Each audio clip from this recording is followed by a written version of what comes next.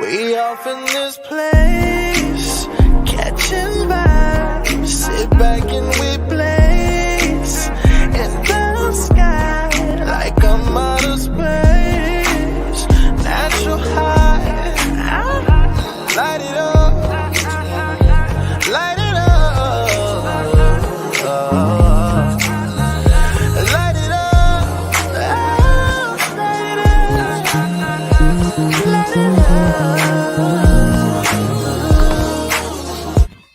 What's going on, Cigar World? What's going on, Cigar Enthusiasts? This is Jack, the Cigar Enthusiast. You already know it is. We back with another banger on the virtual smoke deck. And how is everybody's Sunday going? Y'all know what to do, man. Go ahead and hit that comment box. Go ahead and show us some love.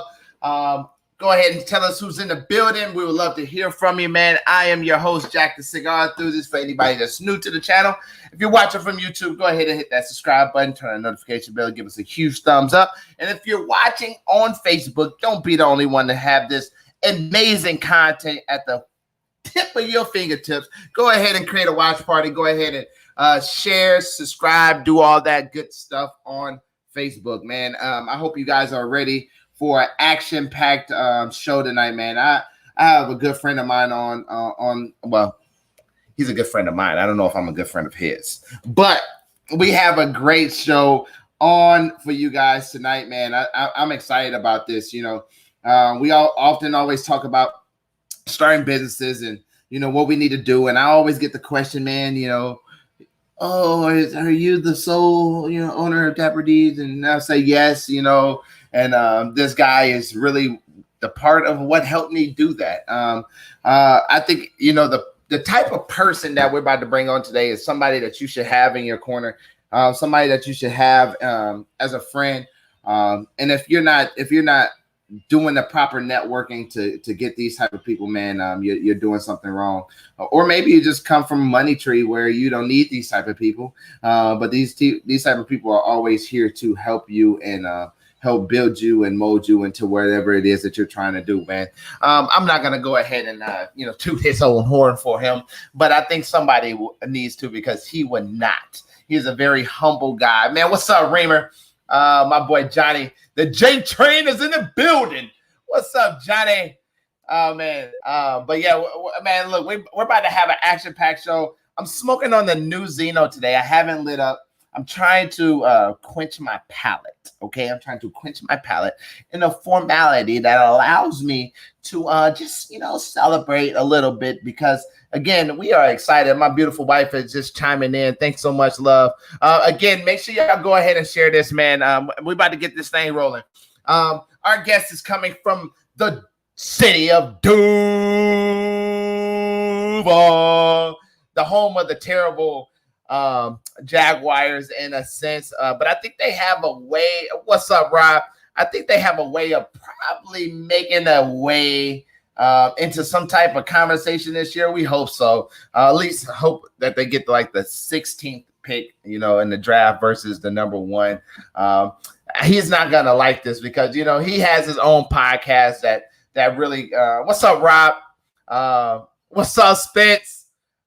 He has his own podcast that talks about all the great things that the Jags are doing. I don't know how, you know, the podcast has been surviving, because it's kind of hard. I'm looking at him in the background right now, just shaking his head. Without further ado, introducing our guest of the hour, Corey Jones. Hey, what's up, Jack? How are you? I am good. I got a whole bunch of funky stuff going on today. What's up, champ? How you doing, brother? Yeah, doing good. I mean, I was doing okay until you started slamming my Jaguars. So that was a little much, I feel like. You know, we've been doing that podcast since 2016, and you know, if you follow the Jags, I mean, that's a tough number of years to keep it up. Yeah, so, yeah. You know, this season's been good, or at least the off season's been good. It's sort of a reset to get things going again, because, you know, we've had a lot of positivity. New coach, Urban Meyer, you know, proven college coach. Trevor Lawrence, one of the greatest college quarterbacks of all time. You know, some would say Tim Tebow signing as a tight end is pretty cool. I don't know if that's going to be, you know, the thing that puts us over the top, but there's a lot of hope and optimism. Well, I think for the Jaguars, and this is no disrespect to all my Jag players that come and visit us at Dapper D's. I love you guys. But seriously though, it's one of those things where I'm an Eagles fan. I live in Duval. I own a business in Duval, so I genuinely have to support the Jaguars. Right. But I mean, it's not an easy task to do. Okay, it's not something where I say, you know what, the Jaguars is gonna be it, man. Well, I think it's a little more tough in that if you try to attend games just casually down here, it's 100 degrees out here in the middle of the summer in Jacksonville. So That's you a really fact. you got to be die hard to go down there and kind of put up with that if you're not following the team. But the Jags, I mean, I've lived in my entire life in Jacksonville. I grew up here, and they have a young fan base, folks like myself that grew up watching them when they were little. So a lot of people don't give the fan base a lot of credit as they deserve, and I think people are going to be really surprised when the team starts winning as to what we do over here. Hey, look what Renisha said. Yeah, I don't. It's a lie. Do you find that there's pro athletes like Jags players that will come by and smoke cigars or just kind of hang out and that sort of thing? Are they? We have actually had some come by, honestly, and of course we actually take pictures, and we have pictures of them that we could probably share, later time. But our goal is not to blow up the spot, right? Oh my God, Jags players be at Dapper D's. We need to go to Dapper D's and be a groupie. No, that is not here. They're here to celebrate. Here to relax. We didn't have some basketball players come by. We have had Nick Diaz, Nick Diaz, UFC fighter come by. Yeah, man. So you know what it is, Corey. You know how it is here at Dapper D's. I mean, the thing is, and this is why it's, I have to be probably the first guest that you've had that is on the edge of embracing cigar culture and getting it into cigars. Because as you know, and as we've talked about, I hate to tell everybody listening, but I have not actually smoked a cigar before. I've only held them from ones that you've given me. They're in my supply for the day that I finally, jump over the line to do it. But right now, I think I'm maybe a couple YouTube tutorials away from fully jumping in. It's kind of like one of those things like riding motorcycles. I've never felt like I'm cool enough to do it. If that makes sense. You do not have to be cool smoking a cigar. The cigar is automatically cool. So whenever you pick up the cigar, it automatically makes you cool. Right. That's a fact. From all my cigar smokers, they know. Yeah, I will say I have felt 20% cooler whenever I'm holding the cigars that you've given me. But there is sort of an education piece because anytime I get into anything, I want to, obsess about it and read about it and understand every component of it, kind of like you do. I mean, every conversation I've had with you, where this stuff is manufactured, where all the best supplies are at, the best manufacturers, the best, everything. And that's kind of my thing is if I dive into anything, I want to really fully embrace it. So, I think that'll be my journey in working with you and maybe part of this episode of this podcast is kind of figuring out how to fully dive in. And I think we're definitely going to do that, man. First of all, Corey, thank you so much for taking the time out of your busy schedules to go ahead and sit down and have this podcast with us. I don't think, as I've been in business, I realized that, there's not a lot of people that has access to people, in your industry, and I think that's one thing that I'm grateful for. First of all, grateful for you and everything that the Heritage Bank did for us and making Dapper D's possible, man. You guys, supported us from the very start. So we want to first and foremost say thank you. And then even on the, our future projects that we're having, the Heritage Bank, soon to be ViStar is going to be something that we're looking to very closely work at. And who knows, one day Corey might be a Dapper D's executive. Who knows? On the board at a minimum, right? I mean, I at least expect that. I don't know. At a minimum. Hey, Corey, tell us a little bit about you for the people that may be watching, and then the people that's gonna watch that don't know Corey Jones. Sure. Yeah, so like I said, I grew up in Jacksonville, primarily lived in the beaches area. Actually, I'm somewhat of a trader because I've moved out here to Julington Creek, and I think it's technically St. John's, Florida. So I'm not even actually in Duval County anymore. So please don't kill me, anybody that's listening. But I still put Jacksonville on the address line for most forms. But I have a 14-year-old daughter. She still goes to school at the beach, and awesome kid. We kind of the Jags are sort of my main hobby. We go to the games together and have had season tickets since she was little. So that's kind of a fun thing for me, which is part of the reason why I got into the podcasting. I've been a passionate fan of the Jaguars, and back in 2016, there just wasn't a huge market for that sort of stuff here. You could say that it's because the team's record was so bad, and that's probably likely part of it. But again, the fan base has just been, growing over time. So huge Jaguars fan. I'm actually set to get married in February, and I'm hoping to make Dapper D's part of the bachelor party component type thing. Woo! We got you. I have many lessons and YouTube tutorials to watch before then, so I don't look like a complete idiot when I come in there and have no idea what I'm doing. But it's I've worked in banking since I was pretty much 18 years old. So I've been in the financial services industry for 13, 14 years now, and it's always been a passion for mine. I used to read tons and tons of books about finance and banking and economics when I was younger, and so getting into banking for me was kind of a no-brainer. Started as a teller way back in the day when I was 18, and then just over time progressively moved my way up into different parts and segments of the bank. And in the last couple of years, I've jumped into commercial lending, which is, how our relationship developed. For people that aren't familiar, commercial lending is a little different than what you'd call maybe retail or consumer banking, in that it's more geared towards businesses, right? So, part of the way that, Jack and I got introduced is that one of my passions in commercial lending is working with entrepreneurs and people that have really cool ideas and are passionate and knowledgeable about a certain subject. And I remember when you and I met up, I think for lunch, maybe one of the first times, to talk about the plans and everything for your business. That's what drives me in this role, was that energy that you brought to that lunch meeting and the excitement that you brought, almost to the extent, like I said, that I almost maybe picked up cigar smoking shortly thereafter, but I'm still working on it.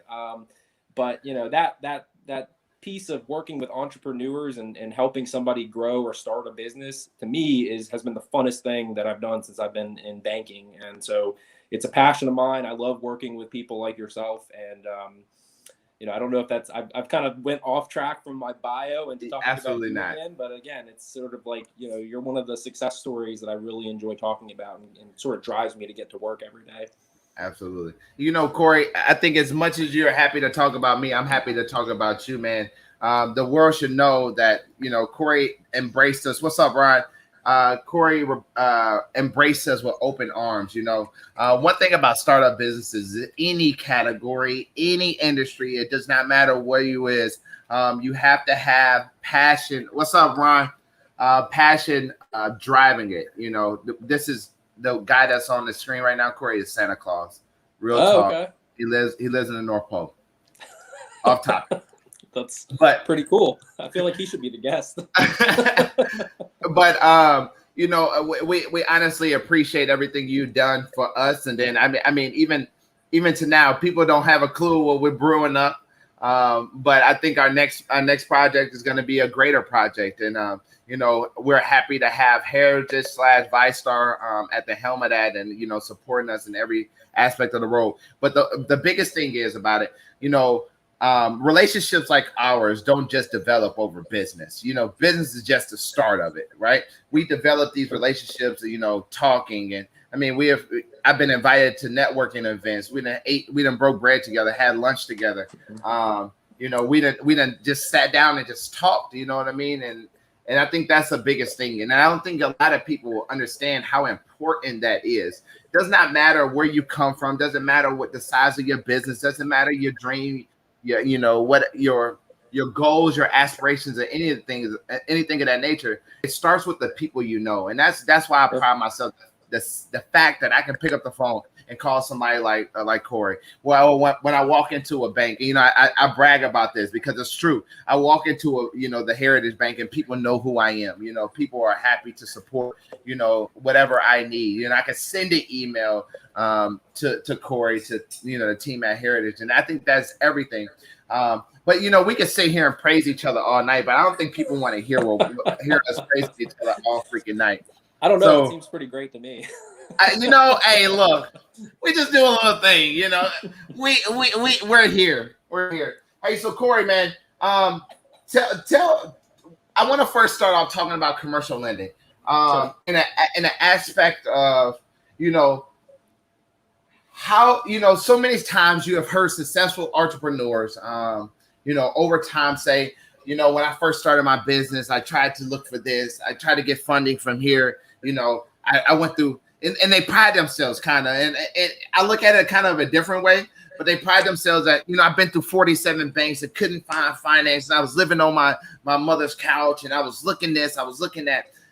What do you think is the hardest part about gaining the connections through commercial lending, and even for startups?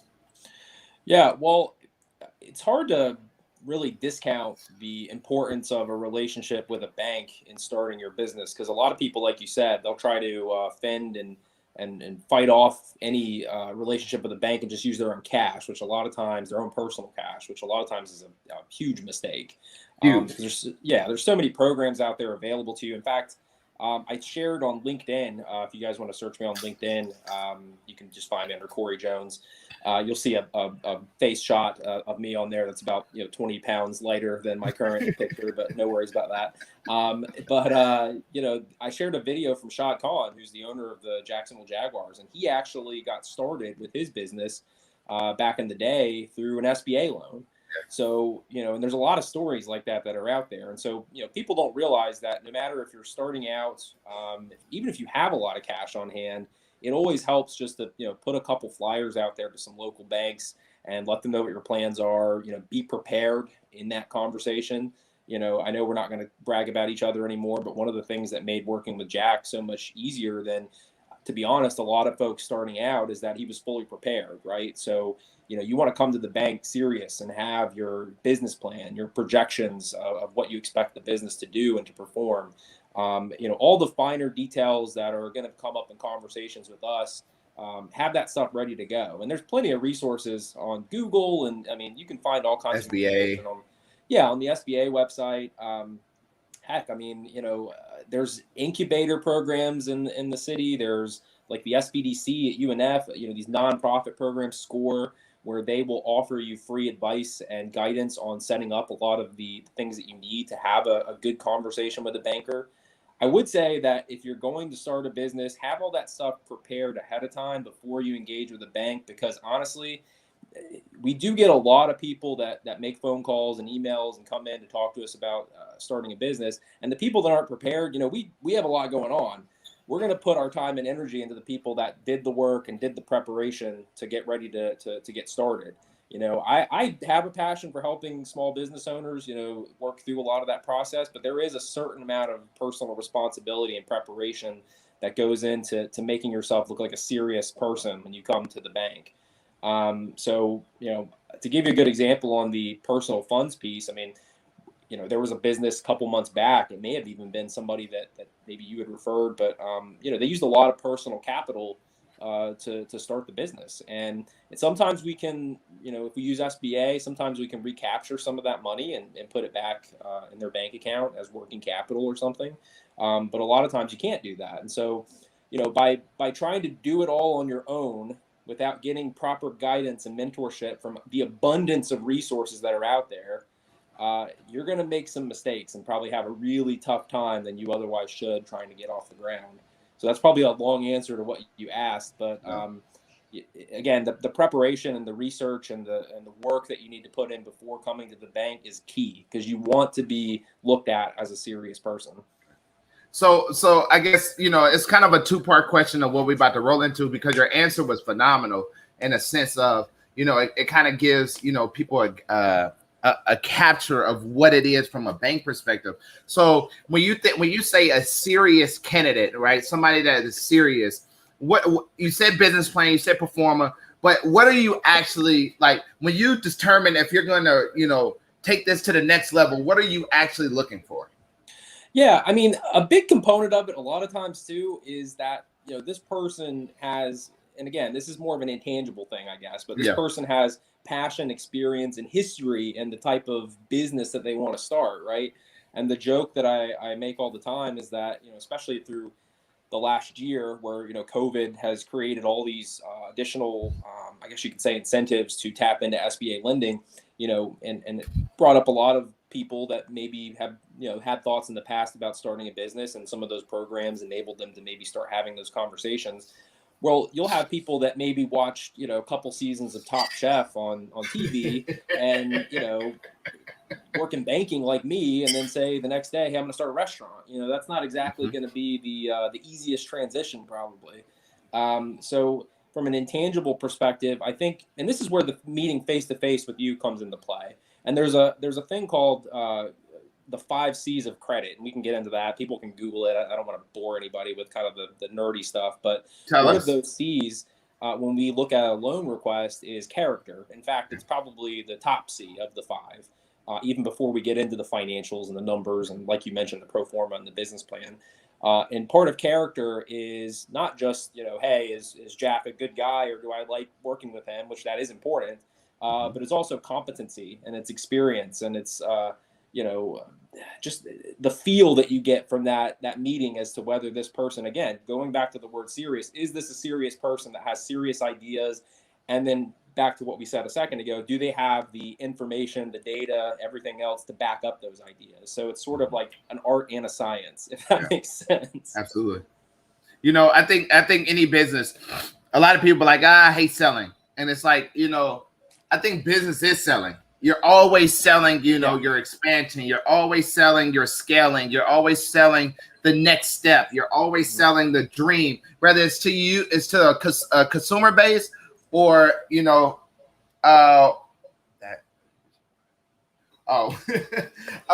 selling it to to your employees on what your vision is. You're always selling something, and you're selling them to get the other person to see your perspective in a way that they can tell through that passion. And I'm not to toot my own horn, but I'm very passionate about cigars, and everybody that watches this show knows that. Sure. A lot of people be like, oh, I can do what Jack does. I can go start a cigar lounge. You can, but do you have the passion that I have to do this? And are you able to sell that passion to, an investor? Are you able to sell that to a bank? Are you willing to sell that to your spouse? Sure. Like shit, it starts somewhere. Yeah. So, it always goes with selling. You're always selling something, and you have to, shout out to my brother Brian McNeil, man. He's an ultimate sales coach, man. He teaches this stuff. You're always selling something. It's always a better way to say something, to do something, to portray something. You have to start with that. But Corey, you spoke about something that I feel is one of the biggest misconceptions. People always feel like they got it. They know what to do. They have it under control. Jesus Christ, I can't go nowhere. Always seem to have it under control or know what they're doing, right? But in reality, they don't. So a lot of people, I had a guy come in, yesterday. It was like, hey, I'm trying to start a cigar lounge, and me, you know how I am, Corey. I'm not going to sit here and talk down on it or nothing like that. I'm gonna praise you, put you in front of the right people. But you started off by saying something about people trying to use their own capital to start their business. Why is that such a bad idea, regardless of how much money they have? Yeah, well, like I said, I mean, there just are so many resources available to people out there, especially startup businesses through the SBA, where, a lot of those costs that it takes to start up, whether it be working capital or, depending on what type of business you have, maybe it's a vehicle, equipment of some sort. A lot of that can be wrapped up into an SBA loan for starting up. You don't need to necessarily push your own money into that. Like I said, sometimes you can recapture that in the loan process, and we can work that out. But a lot of times we can't. So if you're too far into it, years and years into it, you're at two disadvantages. One, you used a lot of personal money that you probably didn't need to, as we just discussed, but also you might not be as eligible as you otherwise would be for the loan, or you might be looked at as more of a risk because you don't have available cash. Because the king of everything in banking, especially when it comes to vetting a loan prospect, is cash. The saying is cash is king. I have no idea where that even came from. It's well known, but that is literally true in banking, right? So we would almost prefer you, as a serious person that has a business plan and projections, to come to us before you spent a dime on anything, and let us work through the logistics of getting you funded and keep the cash in your account that you have. Because when we underwrite that loan and we try to get you approved at the bank, one big component of that is liquidity. Do they have cash on hand to help in the event that when they're starting out, it's a little bit more challenging than they otherwise expected? Think of a scenario with you, and say that when you opened the doors, COVID hit the next week, right? That would be a horrendous scenario if you have no available cash to you. And I can't say that we probably put less emphasis on it before than we do now, just for those sort of scenarios, because we've seen that play out and we've seen a lot of businesses struggle without cash. But cash is king, and don't use your cash to start your business when there's perfectly adequate lending opportunities available to do that. Hopefully that answers the question, but it's just such a huge part of the loan underwriting process is how much cash you have. I think one of the biggest things I would like to highlight is, what's this remote for? Sorry, Corey. Okay, you're good. We'll just go ahead and turn this into a Jaguars podcast real quick. So, guys, what you think about? Honestly, I think one of the biggest disadvantages that people try to focus on is, using their cash, because like you say, cash is king. So they use that as a reverse psychology to vet their process out. I think one of the biggest things is, just like you said, in the business that I did, bring to you, which, by the way, I do, I utilize my resources when it's necessary. If you're not serious and you're not, gonna be, you're not prepared, I'm never gonna, tell Corey to sit down and have a conversation with you. In fact, I would tell you, Corey, don't sit down and have a conversation with them, because they're not ready. At the end of the day, networking is all about your relationship with the person. You don't never want to be like, oh, Jack sent me somebody. We know what that's going to be. That's true, though. That is a good point. I mean, that is a really good point. I can tell you offhand, and I'm probably guilty of this when I started out as a young banker back in the day, being too aggressive about referring people that maybe weren't good referrals. And it does damage your relationship with people professionally. Absolutely. And depending on who you, cause an issue with, it could damage your reputation permanently or make you have a lot of issues that you got to come back from. So, yeah, I mean, that is a huge, huge component of networking, is making sure that when you sort of refer somebody for business, you're kind of putting your personal stamp on them in a certain Absolutely. degree. So, absolutely. So one of my questions that I wanted to focus on is, how important is it to make sure that you fully understand the profit margins of your business? I think a lot of people, see, they go to a nice steakhouse and they be like, oh, they're making a whole bunch of money, man. There's a lot of people in here. I'm going to start a steakhouse just like this, and it's going to be better. And I'm going to make triple times the money that they make. Yeah. Like, how fathomable is that? And what do you really see from your perspective in theory to, projections, performers, and all that good stuff?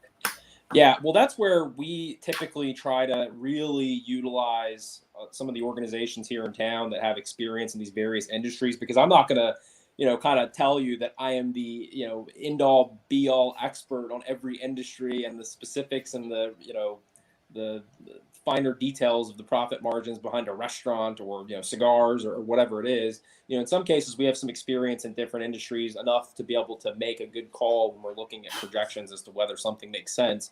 But a lot of times, again, that comes back to the fact that whether it be the SBDC or SCORE or some of the other nonprofits in the area, heck, even Google research on your own to a certain extent. Understanding how that stacks up realistically for your industry makes a lot of sense, because a lot of times we actually reach out to those folks to get a gauge as to whether, your projections are accurate, or if they line up with the, whether it be the local or the industry or the national norm or whatever it is. Because we've had, restaurants are a really good example, actually. It's so funny you mentioned a steakhouse. Probably one of the biggest hurdles we have with new restaurant requests, aside from the fact that it's inherently more risky just based on the failure rate for restaurants a lot of times, is that, folks that are very entrepreneurial, and I understand it completely, but they do get a little aggressive in what's otherwise probably practical when it comes to profit margins on some of the stuff that they're selling. And so back to the component of seriousness, if we get a business plan and projections and we're like, hey, we're not an expert in this. I don't know. Maybe these stakes, they would warrant this type of profit margin. Maybe that makes sense. Let's vet it with the SBDC just to make sure. And it turns out that it's just completely way off from what, the expectation would be. Then, we're probably going to be less likely to pursue that, because we just don't have the feel that this person really understands their business well enough. If that makes sense. Absolutely.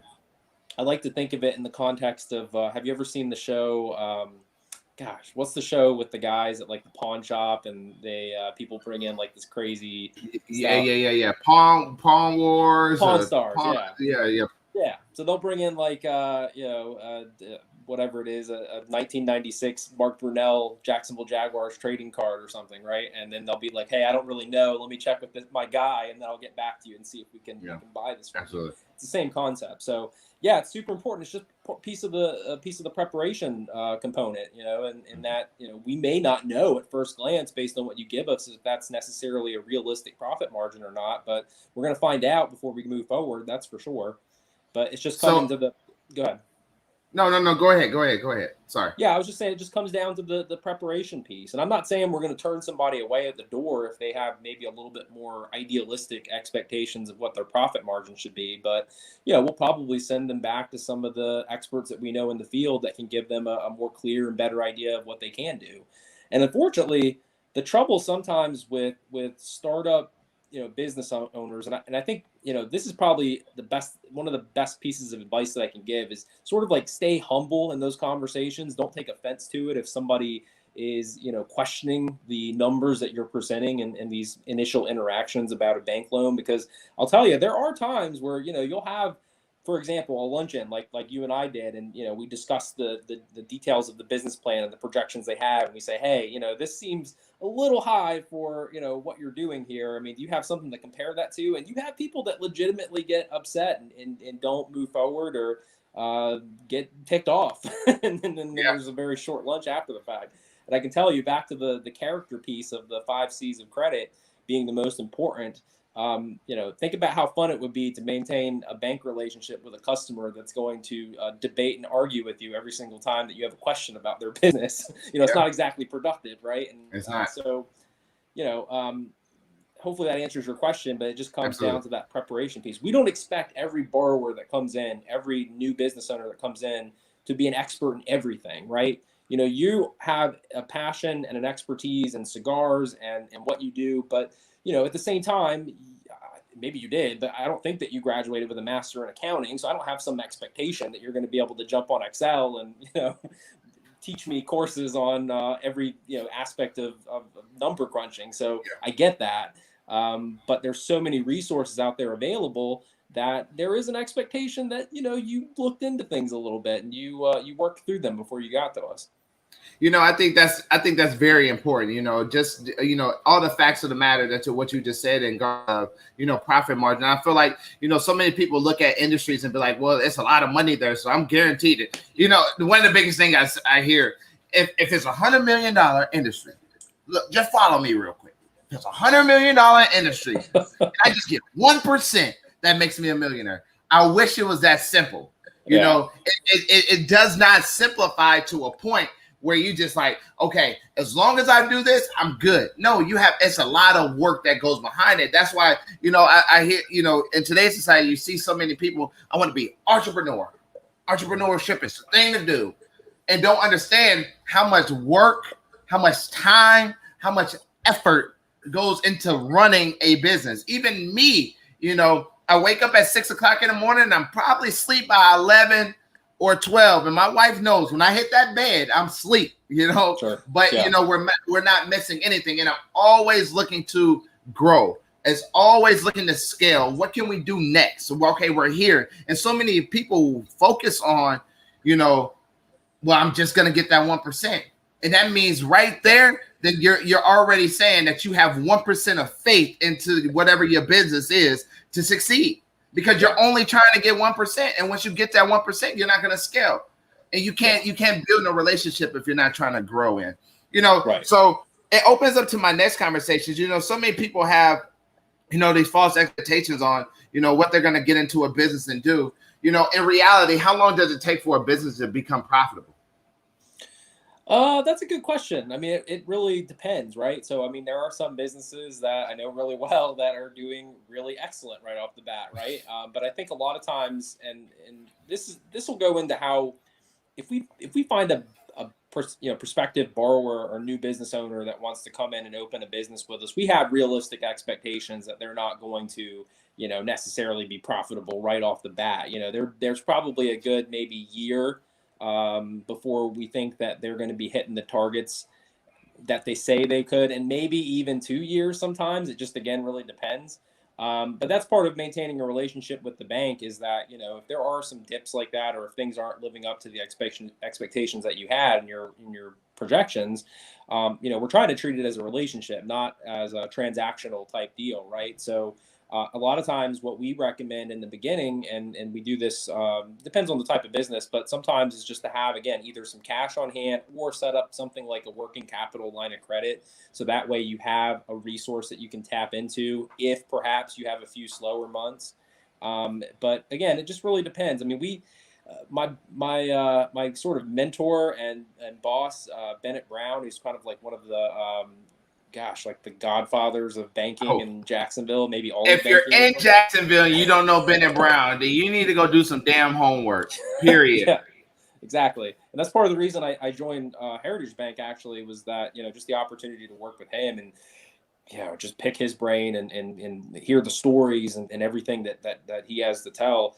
But he has a saying about startup businesses in particular that is sort of ingrained in my head at this point, and that's, double your expenses and slash your projected revenue. That's right? Exactly what he told me. That's right. And I think he's told it to every, client of mine that has ever been in existence at the bank so far. But it's really good advice, because, I mean, it does Absolutely. Give you an idea of, I don't want to say worst case scenario, but I mean, the fact that there's going to be some pains and some not so profitable months than otherwise what you projected. So, gosh, you really hit it on the head in terms of a lot of these people that don't fully understand not even just the work of starting a business. And I'm not a business owner, I didn't start this bank, so I don't even fully understand it, but not just the work, but the stress that comes with, living up to the expectations that you set for yourself and the projections that you set for yourself. So, we understand that, and a good banker is going to understand that, and they're going to understand that a business might take a year or two to become profitable or to live up those projections or expectations. But part of our goal is to make sure that you're bolstered and well situated enough to be able to handle those. And if we had enough faith in you to lend you money to start your business, then we're sure as heck going to be there to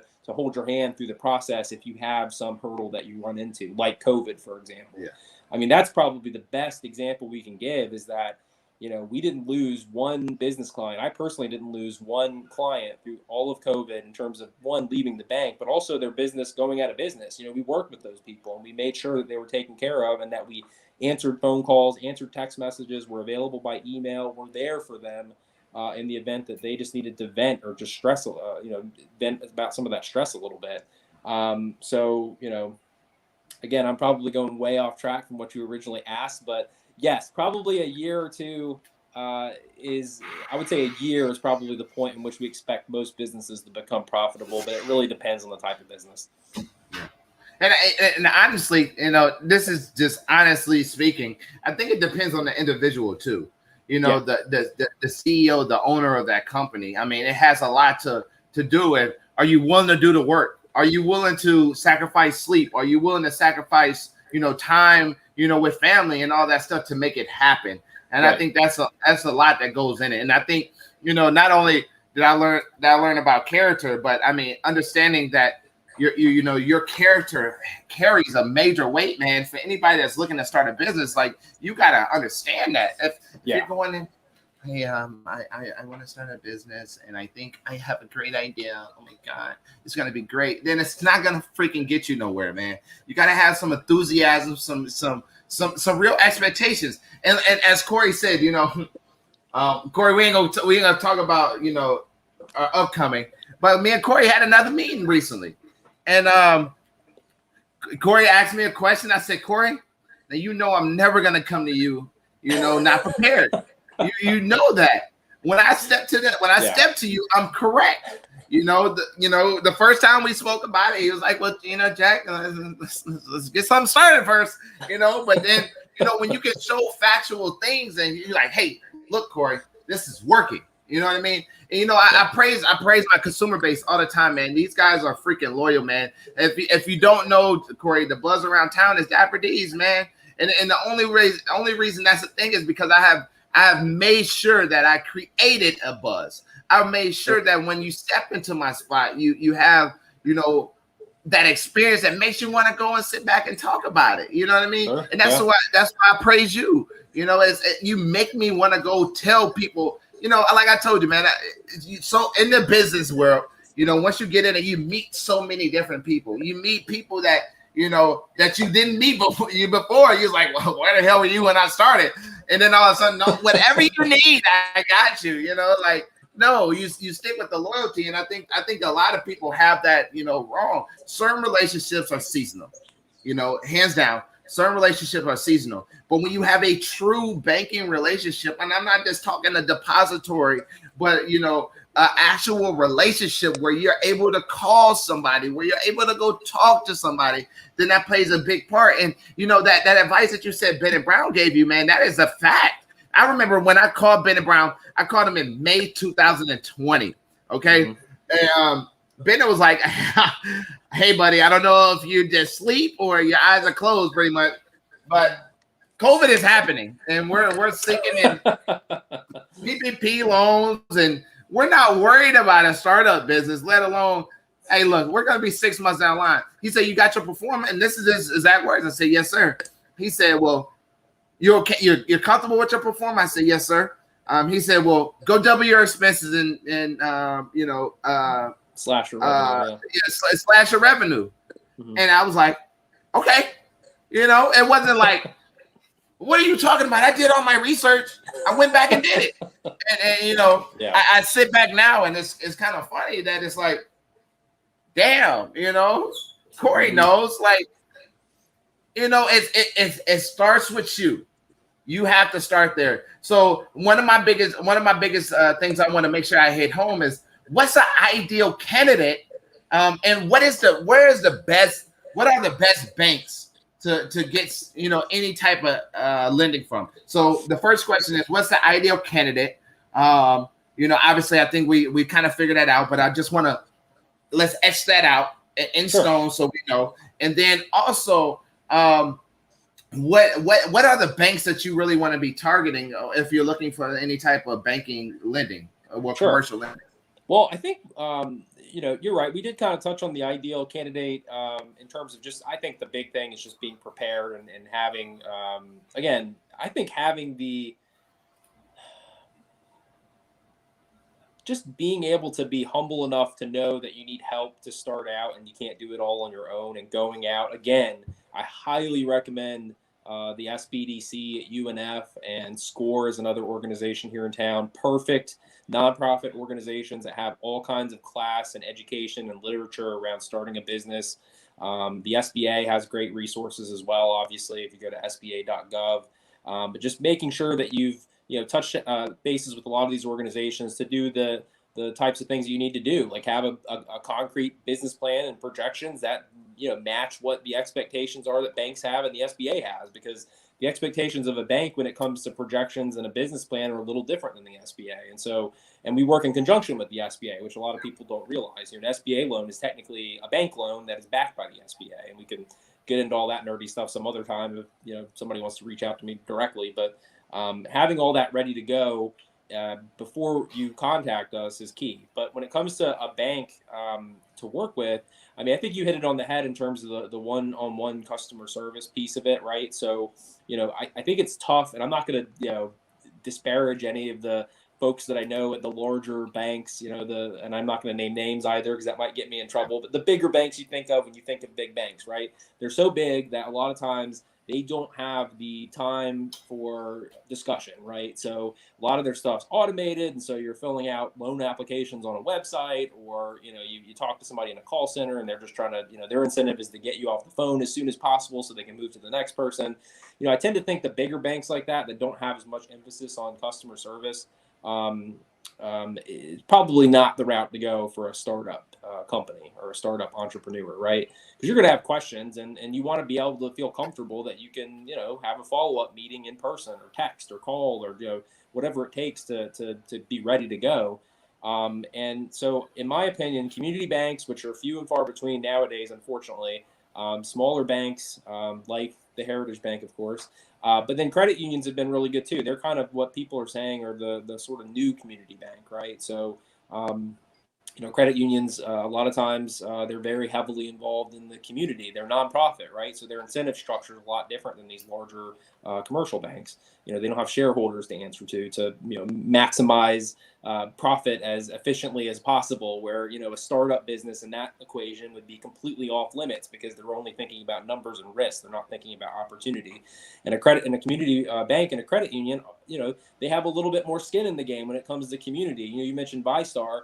You go around town and you look at any number of nonprofit events or whatever it is, donations. I mean, ViStar's all over the place, right? So they're actively involved in the community. And when you have a business that's in the community perform really well, it's a great advertisement for the bank or the credit union in their locality.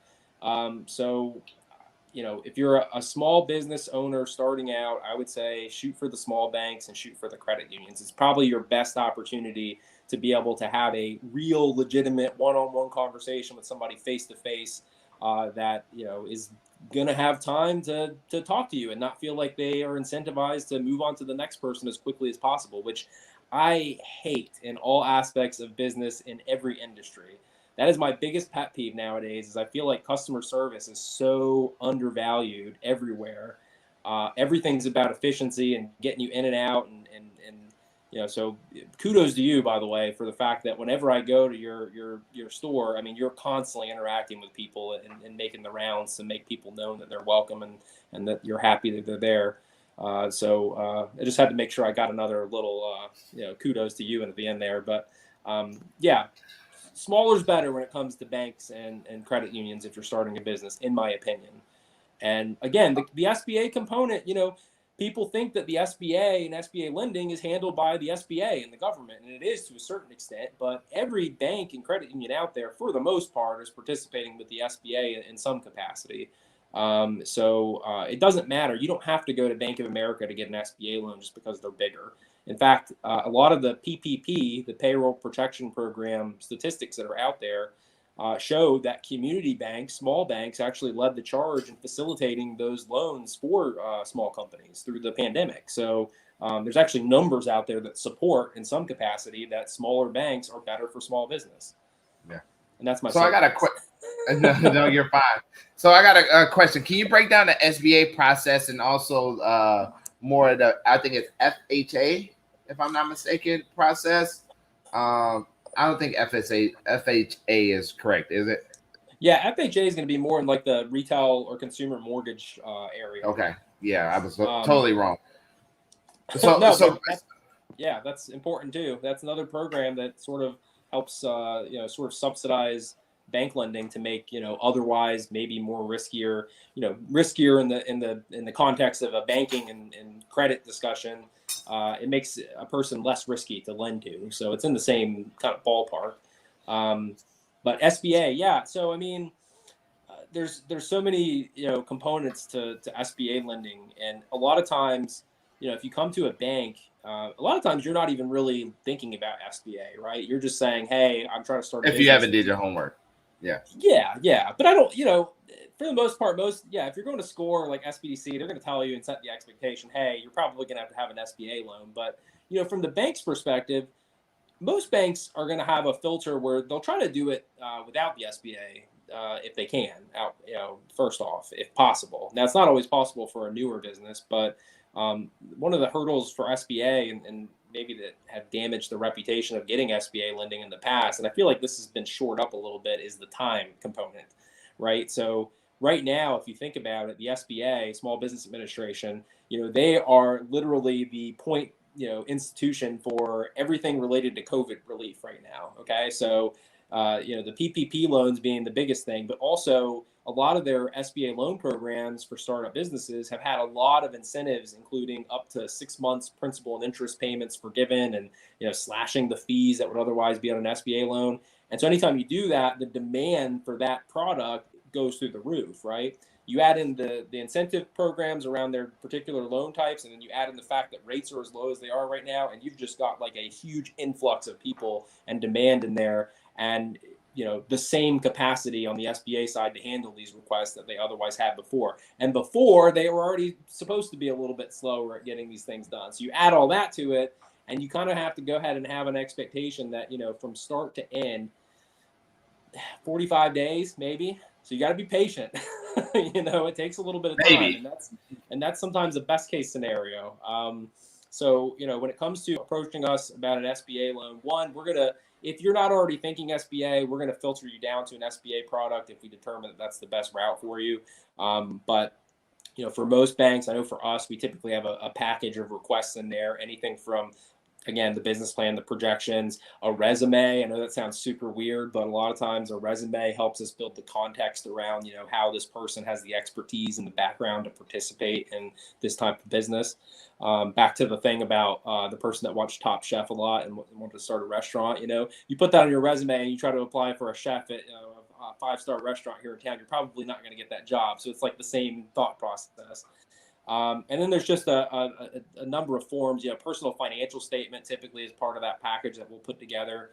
A personal financial statement is showing your assets, your liabilities, and then calculating your net worth.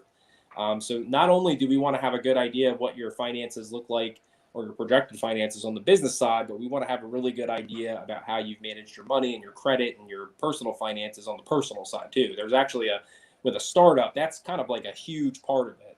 Because to a certain degree, when you're dealing with projections, that's you're predicting the future, right? And that's not always the easiest thing to do. So to a certain extent, when we're underwriting these loan requests, we're almost underwriting you personally, if that makes sense.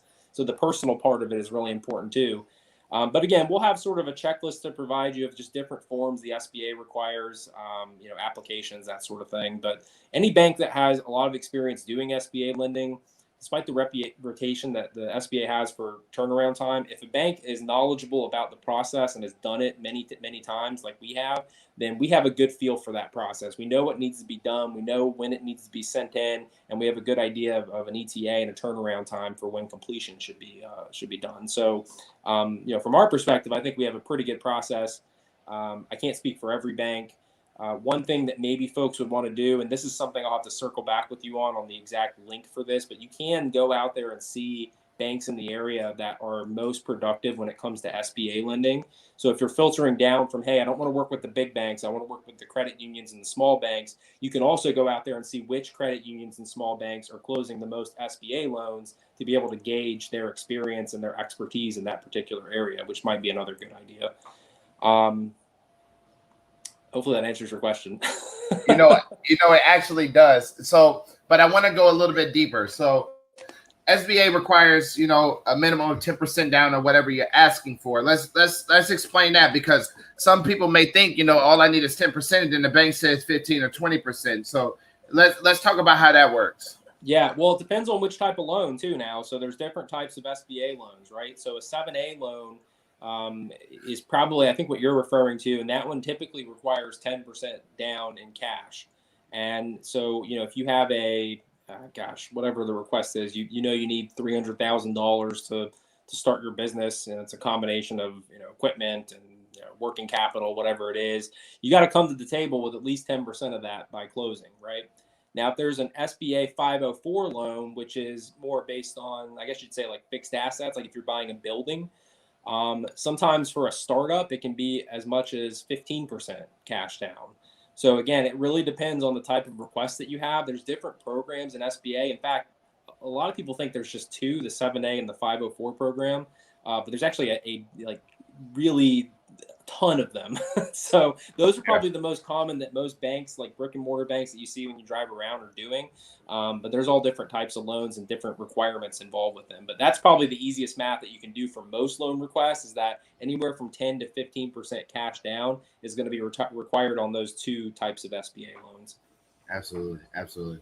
Well, honestly, I think more than anything, we probably learned a lot about everything in regards to not only lending, but the commercial building networks and all that stuff. What is the best way for people to approach, commercial lenders in a way that allows themselves an opportunity to be a little, I don't know, maybe sell their proposal? Yeah. I mean, I think, gosh, there's so many different ways, right? So I think that one thing that SBR. No, I'm thinking. Yeah, no, I mean, so you're hitting it on the head, like joining networking groups in your area, and understanding that most networking groups out there, the chamber, they have a bunch of different groups that you can join, and then SBRN is one. There's BNI. There's all different chapters of BNI. And you just go and you just kind of do some research beforehand and just see what type of folks are in those organizations. And you can kind of scout it out beforehand, kind of like in baseball, and, identify, or I guess maybe the NFL draft, let's think of it that way, since we were just talking about that. You kind of do some scouting beforehand. You identify the folks that you want to talk to and just go to some of those events, right? So, I mean, some of these folks, and I've done these before, you've seen them, where we'd have like a after hours happy hour type thing, right? And I've been approached by people that saw the event online or on Facebook or something, and then came specifically to introduce themselves and, like you said, kind of sell themselves and sell their idea and their business that they're wanting to start. And I tend to think that's the best way to do it, honestly, is getting involved with these networking groups and making connections to be able to get introductions like that. You might not always meet a banker when you're there, but you might build a good enough rapport with another industry and another good person that knows a banker, and then opens up an appointment with that person that wasn't even there. So aside from that, I mean, you could just jump on LinkedIn and throw in banking in Jacksonville. Just type in banking in the search field, or bank, and a lot of times you'll see a bunch of different people come through there. You can drive around, look at the banks around there, Google banks in the area, and then just pop into one of the offices. I don't see that there's anything wrong with that, and just see if you can make some introductions and meet people. But I think the networking component of it's really important, because knowing people that know people and already have an idea of what you do and your personality and who you'd be best to work with, and being able to filter it that way through a warm introduction. If I had to pick one, it'd probably be that, because that way you at least have a better chance of developing a good relationship with somebody that you otherwise maybe wouldn't, if it were kind of a cold call type thing. What's crazy is, Corey makes it sound so easy, but it's not that easy, guys. It is not that easy just to walk in the bank and say, hey, I want to sit down and talk with somebody. There's a bunch of variables, but one good thing to use is the SBRN, sbrn.org. You can go in there and find professionals, and you can even click on what it is that you're looking for, type in your zip code, and it'll tell you, it'll give you different resources, different bankers and stuff like that. And it's actually how I found Corey. I knew about Bennett Brown, so I tracked down where Bennett Brown worked at. And then I was like, well, getting in contact with Bennett is going to be kind of hard. So let me try to get in contact with somebody of his team. And that's how I met Corey, through the SBRN. So that's another good one to really look at. And then if you're a veteran, man, there's sites like the vboc.org, which it has business resources to show you as a veteran what you can do. If you're just a civilian, talking to people within your network is everything. You don't want to give too much of what it is that you're trying to do, because not everybody is there to see you win. Not everybody is there to help you. Some people are there to simply discourage you and stop you from competing with them. So you just got to understand that in a sense that allows you to maximize your stuff. If you don't know how to write a business plan, trust me, a business plan is far from a simple task. You cannot write up a paragraph, 3 paragraphs and say, I got a business plan. You have to hit the 5 C's when it comes to your business plan. If you don't know what the 5 C's is, go look it up. I did under Business Talk. One of my first segments on Business Talk was the 5 C's of your business plan. You should have those.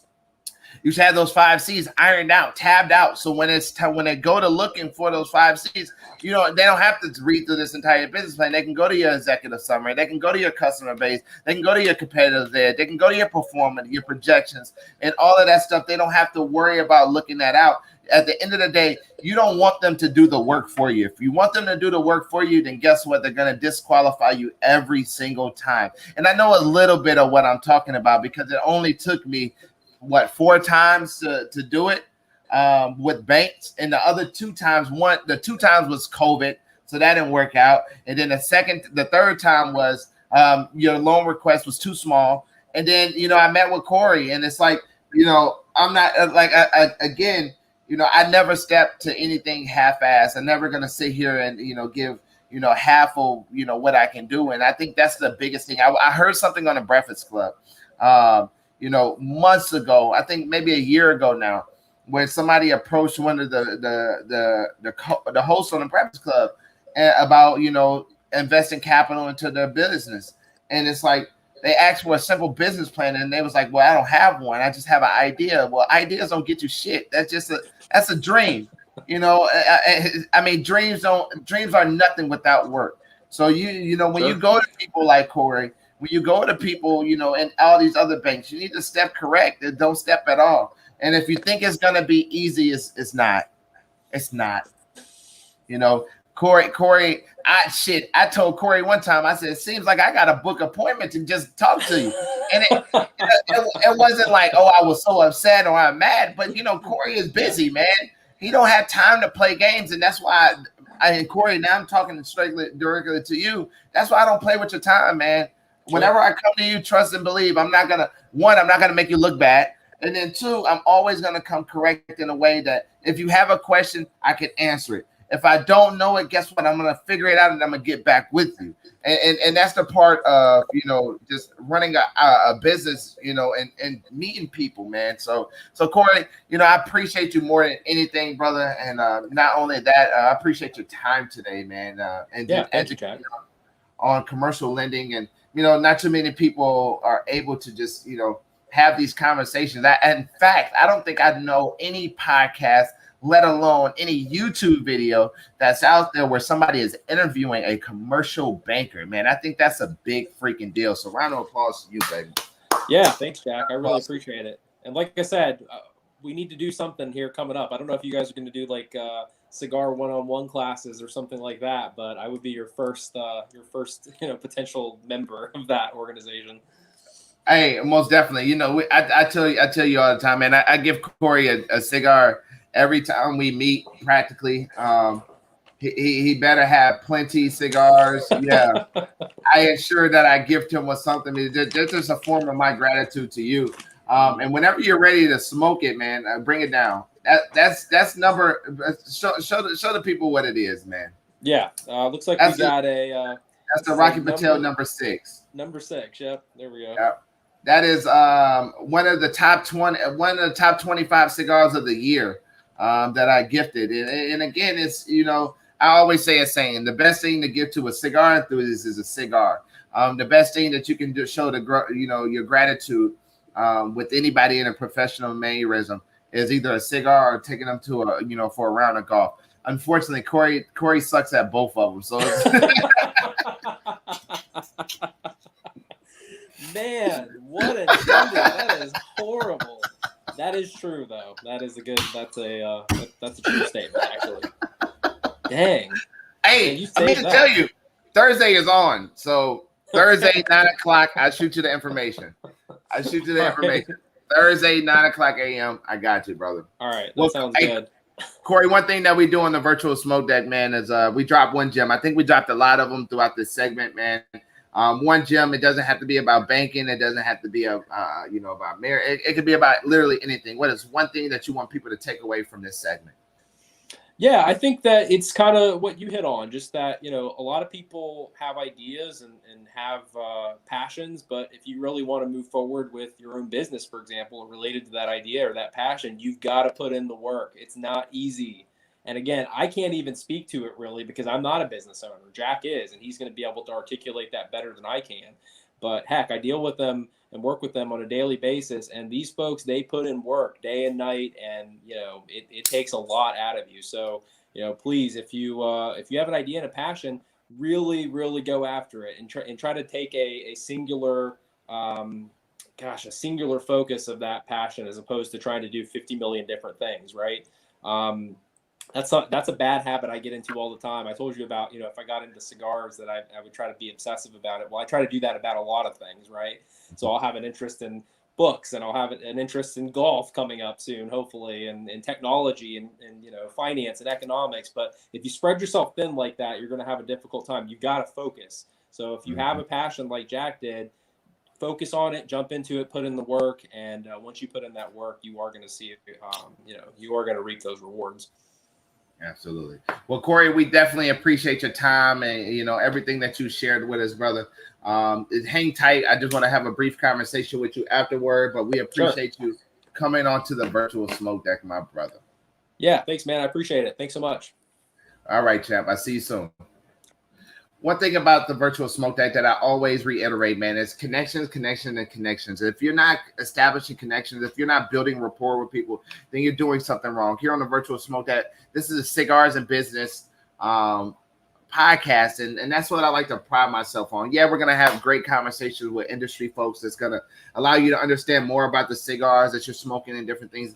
But a lot of things that we want to focus on too is how to build yourself physically, mentally, and emotionally, man. And I think, you know, having a strong network, a network of people around you that can enhance and boost you is amazing. I'm trying to take in a brief second to try to figure out who we got next weekend. I want to say we have something. Oh, we have that. So next weekend, our guest is Karen Berger from K by Karen Berger Cigars. In the studio, man. This is gonna be amazing cigar content, man. We're gonna dive into some great stuff, man. If y'all new to the channel, go ahead and hit that subscribe button, turn on the notification bell, give us a huge thumbs up. If you're watching from Facebook, go ahead and like and follow the virtual smoke deck, and also go follow us on Facebook and IG at Dapper D Cigars for all the updated events and content that we have going on here at Dapper D's. One thing that I do want to highlight is on June 19th, we have our Father's Day event from 6 to 11. It is a private event, so the lounge will be shut down from 6 to 11 for our event, and we will open for a brief 2 hours afterwards. We will have it's a whiskey and cigars event. We're pairing with Burlock and Barrel, which is a distillery here, local distillery here in Jacksonville. It's going to be an amazing event. We have a bottle of the American whiskey, the distiller select, 5 cigars, a Dapper D's cutter and lighter. A Dapper D's cutter, excuse me. Gift cards for both Burlock and Barrel as well as Dapper D's, and many more. You can go check that flyer out on Facebook or Instagram at Dapper D Cigars, and also you can click the links attached to those to go ahead and buy your tickets. It is $150. You also get a free drink as well, and the ability to partake in some nice cocktails here at Dapper D Cigars. So with that being said, man, I'm Jack the Cigar Enthusiast. I hope you guys enjoyed this show. And until next weekend, I'm gone.